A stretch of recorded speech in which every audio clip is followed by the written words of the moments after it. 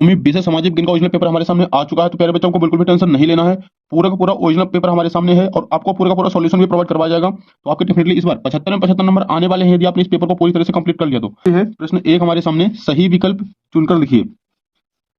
पहला क्वेश्चन है, कर्क रेखा निम्न में से किस राज्य से होकर गुजरती है? तो इसका आंसर हो जाएगा option number the Madhya Pradesh. अगला क्वेश्चन है, रूस की क्रांति कब हुई? तो इसका आंसर हो जाएगा 1917।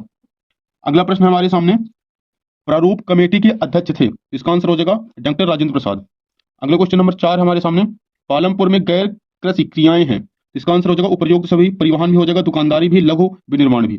अगला प्रश्न है 5वां, संसार में क्षेत्रफल की दृष्टि से भारत का स्थान है? तो इसका आंसर हो जाएगा 7वां। भारत में हरित क्रांति का उदय हुआ? तो इसका आंसर हो जाएगा 1960 में। तो यहाँ पे अपने सारे के सारे सही विकल्प चुनकर जो क्वेश्चन कंप्लीट हो चुके हैं, जो बच्चे इंग्लिश मीडियम से तो वो भी स्क्रीनशॉट ले सकते हैं और सभी क्वेश्चन को अच्छे से मैच कर लीजिएगा। आज अगला क्वेश्चन देखिए, प्रश्न 2 है हमारे सामने, रिक्त स्थान में सही विकल्प चुनकर लिखिए। पहला क्वेश्चन इसका, विश्व का सर्वोच्च पर्वत शिखर? इसका आंसर हो जाएगा माउंट एवरेस्ट। अगला क्वेश्चन नंबर 2 है, 1914 में रूस पर शासन था? तो इसका आंसर हो जाएगा जार निकोलस द्वितीय का। अगला प्रश्न है, भारतीय संविधान लागू हुआ था? तो 1950 हो जाएगा इसका आंसर, 1950 में भारतीय संविधान लागू हुआ था।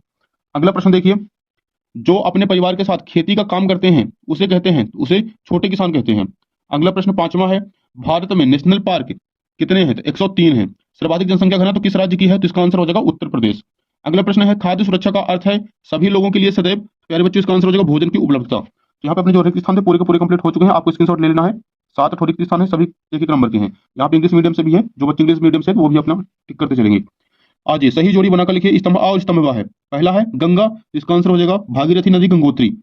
द्वितीय विश्व युद्ध, इसका आंसर हो जाएगा 1939 में हुआ था। मध्य प्रदेश की विधानसभा के सदस्य संख्या, तो इसका आंसर हो जाएगा 230। राष्ट्रीय खाद्य सुरक्षा अधिनियम, इसका आंसर हो जाएगा 2013।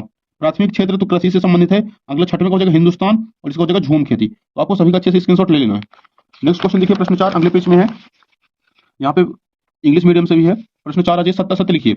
यहाँ पे पहला क्वेश्चन हमारे सामने है, हिमालय पर्वत की औसत ऊंचाई लगभग 8,000 मीटर है? तो इसका आंसर हो जाएगा असत्य। अगला क्वेश्चन है, बाढ़ और सुनामी एक अप्राकृतिक घटना है? तो इसका आंसर हो जाएगा असत्य। अगला प्रश्न देखिए, गुर्जर वकरवाल जाति के लोग जम्मू कश्मीर में रहते हैं? तो इसका आंसर हो जाएगा सत्य। लोकतांत्रिक व्यवस्था में शासकों को भी कानून का पालन करना होता था? तो इसका आंसर हो जाएगा सत्य।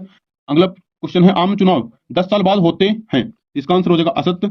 अगला प्रश्न है, सन 1600 में हिंदुस्तान के कुल भूभाग के लगभग 6ठे भाग पर खेती होती थी? तो इसका आंसर भी हो जाएगा सत्य। तो अपने 7 भी पूरे कंप्लीट हो चुके हैं, आपको अच्छी तरीके से स्क्रीनशॉट ले लेना है। आज ये नेक्स्ट प्रश्न देखिए, प्रश्न 5 हमारे सामने, एक वाक्य में उत्तर लिखिए। जो कि पहले बच्चों 7 नंबर के हैं, सभी क्वेश्चन एक एक नंबर के हैं, 7 क्वेश्चन है।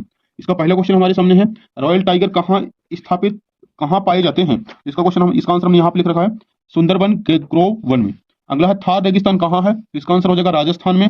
अगला प्रश्न है, एमनेस्टी इंटरनेशनल संस्था क्या है? इसका आंसर हमें लिखना है मानवाधिकारों के दुरुपयोग से लड़ने में मदद। अगला प्रश्न है, संसाधन क्या है? इसका आंसर हो जाएगा मानवीय आवश्यकताओं और इच्छाओं को पूरा करना।